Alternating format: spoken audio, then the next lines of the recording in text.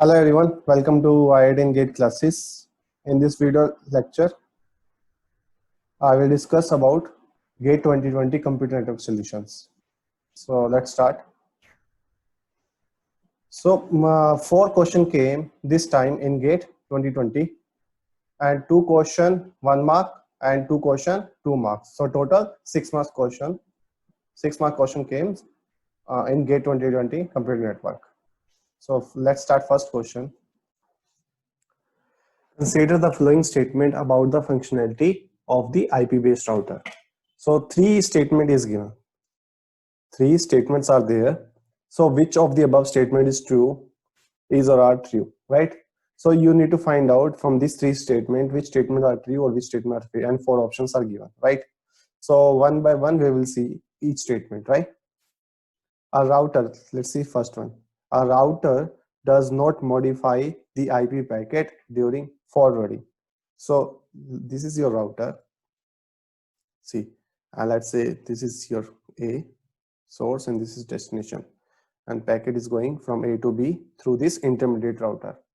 It will pass. So when the router will pass through this router, and you in this, this is your IP packet, and this is IP pack data, and this is IP header. In IP header we have TTL field, right? When it passed through this router, this TTL field is decremented by 1. So there is change in the IP packet. There is change in the IP packet. So that's why the first statement is false. Second, it is not necessary for a router to implement any routing protocol. Okay, yes, it is not necessary. Why? Because we have 2 things: routing algorithm and routing protocol. So in the routing algorithm, that is mandatory to implement routing algorithm, but not routing protocol. Let's see the flooding algorithm. Flooding algorithm, if you apply, there is no routing protocol for the flooding algorithm. If we apply distance vector algorithm, then we need RIP protocol. So it is not necessary. If let's say within the same LAN network, router is there, at that time there is no need for the router to implement routing protocol. Routing algorithm is sufficient. So this line is true. And third statement, a router should reassemble IP fragment if the MTU of the outgoing link is larger than the size of the incoming packet. Yeah, this statement is false. Why? Because let's see, this is your router and your MTU is 100 byte, right? And your IP packet is less than 50 byte, less than 100 byte, which is 50 byte IP packet, right? So there is no need of fragmentation because your IP length is less than MTU, right? It normally pass through this router and normal forward, right? So there is no need to reassemble, no need of fragmentation. So this statement is also false. This one is true and this one is false. So only second option is right. So first, not possible. B part, not possible. C, not possible. This one is right. So answer is D. Let's discuss next question. Assume that you have made a request from a web page through your web browser to the web server. Initially, the browser cache is empty. Further, the browser is configured to send HTTP request in non-persistent mode. The web page contains text and 5 very small pages. The minimum number of TCP connection is required to display the web page completely in your browser is. So they are asking minimum number of TCP connection required to display the whole web page, and the HTTP request in non-persistent mode. In non-persistent mode. So what content we have to 1 text and 5 small images, right? So for solving this question, you should understand what is the meaning of non-persistent mode or persistent mode. If you are aware about the non-persistent mode, we can easily solve this question. So in non-persistent mode, let's say this is your web browser and this is your web server, right?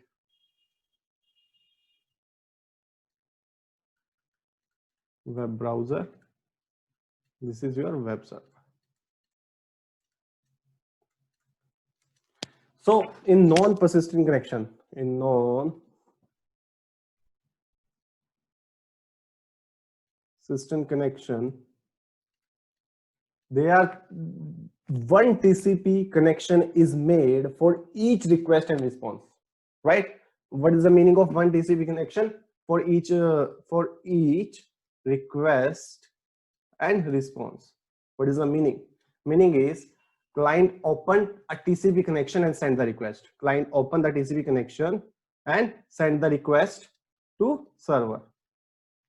Then server send the response and close the connection. Server send the response and close the connection. So and client read the data until it encounter the end of file. Right now data is completed. Then it close the connection. Like this. Then is this only single request? In that single request, only one thing will come. One object will come. That object first time text. Right. After that, 5 more objects are there. 5 more images are there. 5 more TCP connections are required in non-persistent mode. So one TCP connection for text and 5 TCP connection for images. So total 6 minimum TCP connection is required to solve or to display the web page completely in your browser. But in persistent mode, server always open the connection. Once the connection is established, server open the connection for multiple requests from the web browser, right? So in persistent mode, when client demand, I want to close the connection, or timeout happens, or let's say timeout happens, then only server will close the connection in persistent mode, right? But in the non-persistent, for each request and response, there is a TCP connection. That's why 6 is the exact answer for this question. Now let's discuss 2 marks question, and this question came from CIDR, IPv4 addressing. CIDR means classless interdomain routing. So let's start. An organization requires a range of IP addresses to assign one to each of its 1500 computers. So one organization is there, let's say A organization is there, and this organization has 1500 computers. An organization approached to ISP for this task, okay, and the ISP use CIDR and serve the request from the available IP address space, this one. So up to here, this A organization reached to ISP. Let's say this ISP is a Airtel, and Airtel has this pool space.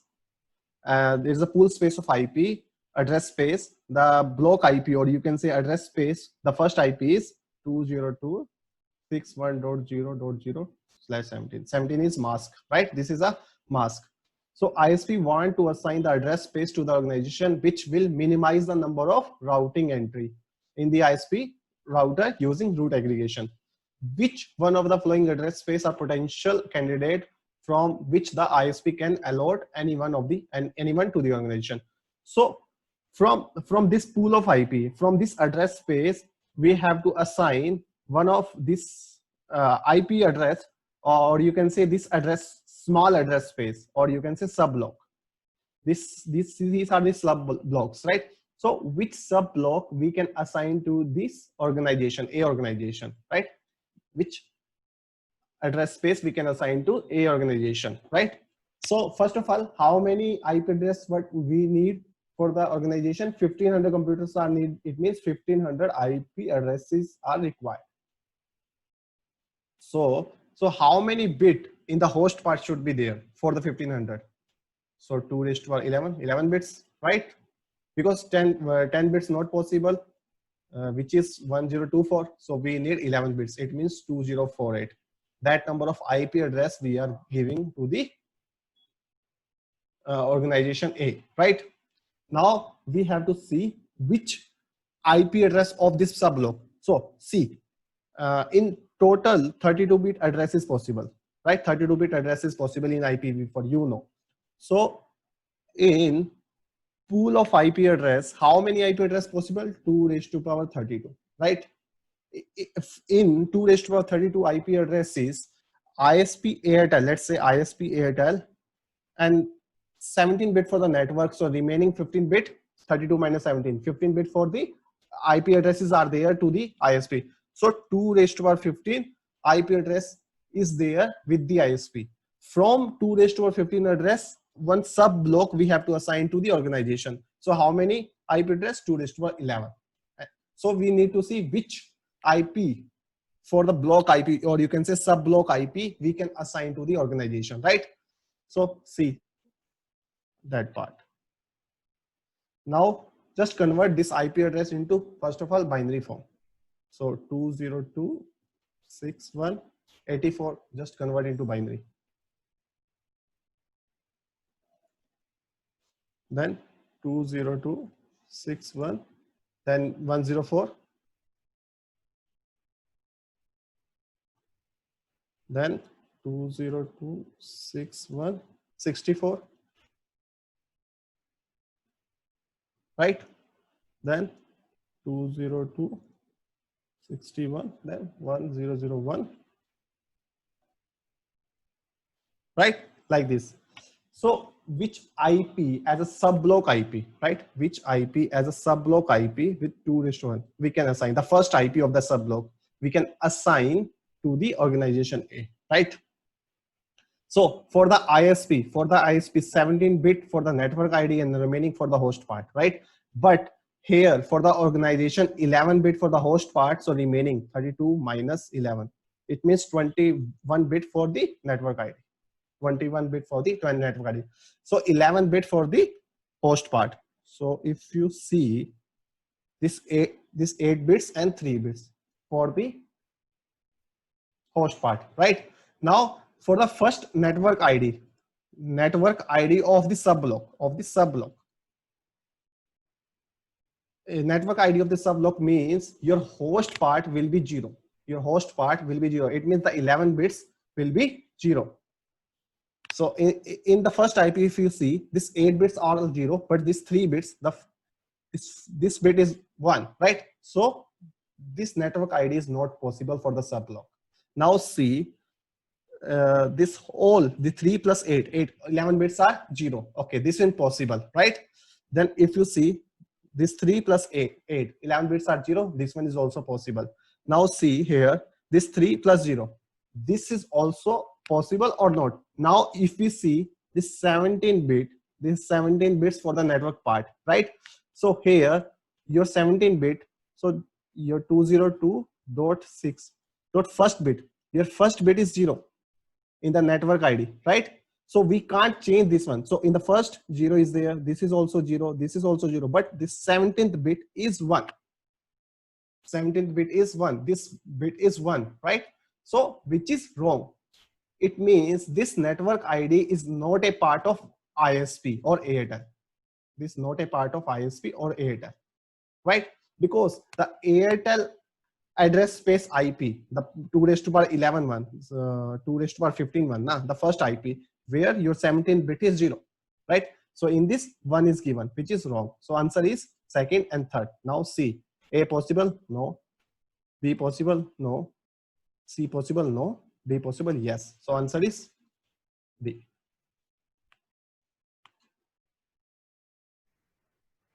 So this question is 2 marks question. Came from which topic? TCP congestion control. TCP congestion control. Let's start. Consider a TCP connection between client and server with the following specification. The round trip time is 6 nanoseconds. The size of the receiver advertised window is 50 KB. Your window size is 50 KB. Slow start threshold at the client is 32 KB. So the threshold value for the slow start phase is 32 KB. Means after this threshold, our congestion avoidance algorithm will run. And the maximum segment size is 2 KB. So your maximum segment size is 2 KB is given. The connection is established at time t is equal to 0. At t is equal to 0, connection is established. So after that, data transfer will be there. Assume that there is no timeout and error during transmission. Then the size of the congestion window at time t plus 60 millisecond after all acknowledgement are set. So after at t plus 60 millisecond, what will be our congestion window size? So simple slow start phase, then congestion avoidance phase you have to apply and find out at t plus 60, what will be our congestion window phase? See, now at t equal to, at t, 1 MSS will be sent, right, in the starting. It means 2 kV. Then at t plus 6, it will be 2 MSS, which will be 2 into 2 kV, which is 4 kV. Similarly, at t plus 12, which will be 4 MSS, 4 segment will be sent, right? 8 kV. Similarly, at t plus 18, which will be 8 MSS. Till now, we did not reach to the threshold. So exponentially, we have to increase.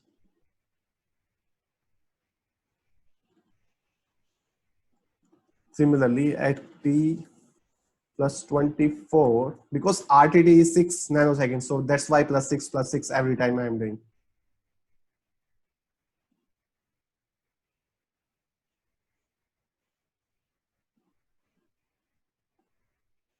32 kV. So this is your threshold side. This is your threshold. After this, we have to apply congestion avoidance. So this is your slow start phase. Then congestion avoidance phase. So at t plus 30, 17 MSS, which is 17 into 2, 34 kb we will send. Similarly, at t plus 36, which will be 18 MSS, which will be 18 into 2, 36 kb.